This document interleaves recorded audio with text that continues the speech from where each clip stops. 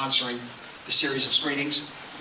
These restorations made possible by the Film Foundation, which is, the whole idea of not only restoring and preserving, but getting to see films that were meant to be seen on a screen this size, quite, especially for the 1:3 aspect ratio. Of course, I want to also thank and acknowledge Margaret Bodie again, and Jennifer Ahn, and Mike Bogozelski, and the Academy Film Archive, and Sean Belson, and everybody at Fox News and Novelists. And thank you, Ken Jones and Richard Payne, for doing this.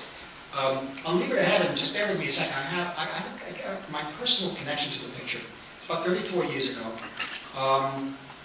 early 70s, I'll try to get through this quickly, this part of it, but early 70s, I had serious asthma, constantly chronic asthma, and I just had a bad bout of asthmatic, I don't know, confusion or something.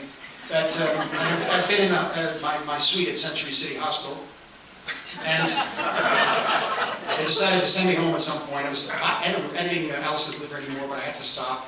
And it was just it was a bronchial thing that doing things, and it just wasn't working. And I wound up for 2 weeks, I'd say, on my couch in an apartment 17 stories over La Cienega, off right about where Sunset is. And on the back of it, you could see through the window was the lights of Hollywood. And I had a Zenith TV, big screen Zenith color TV.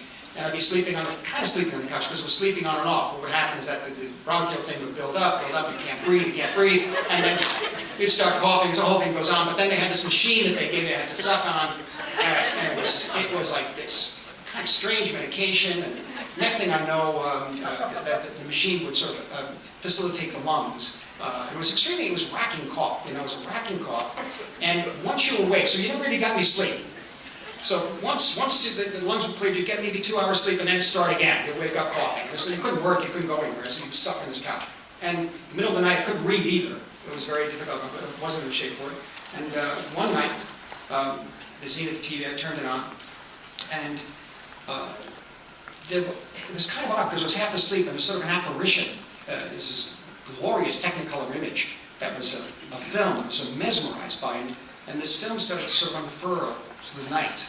And in my mind, the picture will always be sort of suspended between 2 very long, clear breaths that I was able to take and hold, And this hallucination was sort of dominated by Jean Tierney's face and her eyes and her lipstick mouth, and the face was like a mask of composure, perfect composure that was hiding these dark and very deep emotions. And all of this, interestingly enough, around the Zenith TV with some windows, and I could see the lights. It looked like it was floating over Hollywood at night. This was about 2 or 3 in the morning. And it began a very special relationship with the film. I had never seen the film before. And of course, the Technicolor had a lot to do with this. Leon Shamroy shot it, glowing and gleaming Technicolor. The world that he depicts, the way he shoots it is very super real, hyper real in a way. I used this film constantly, at that time particularly, for a color palette and design for New York, New York. And also for a few years ago, we screened a print for The Aviator, for which we took some of the costume ideas for costumes too, for Ava Gardner's character. The film, I don't know what it is. It's something.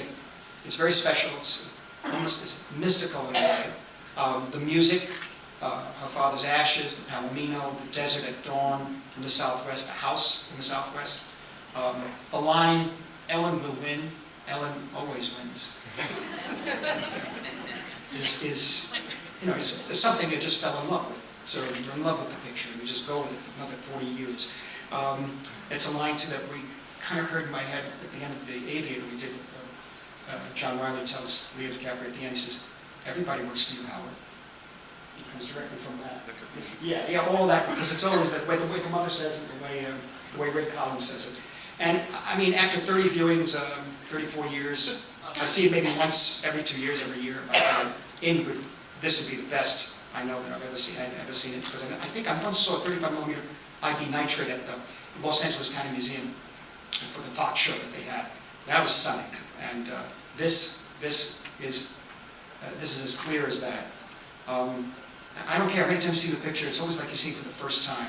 I always said for a while that it's like a film noir in color. You have to remember that Technicolor films were very special at the time, and Technicolor, because it was so difficult, usually was, everybody knows this, I think, here, but it was usually for musicals or westerns or outdoor films, that sort of thing, something special. This type of story was beautiful, black and white normally. So in a way, the noir for me is the mood in the picture. The mood is certainly noir, but it really is about the obsession. And this is what carries for me for years in this film. The obsession, a sense of possessiveness that's so powerful that it lives after she's dead, beyond the grave. And it's a wonderful character. And, John Stahl, the director, did many interesting films. Of course, he dovetailed with Douglas Sirk. He did the original versions of Imitation of Life and Magnificent Obsession, which Douglas Sirk later did in the 50s in Technicolor. But I don't think he ever made a film. I don't know. My feeling is that never as powerful as this. And I think it's probably the Technicolor, how it's matched to the kind of strange, otherworldly perfection of Jean Tierney's face, her presence. The drama of the obsession of the color reinforces. They reinforce each other and they create something very special. So it's an interesting film. I hope you enjoy it. Thank you.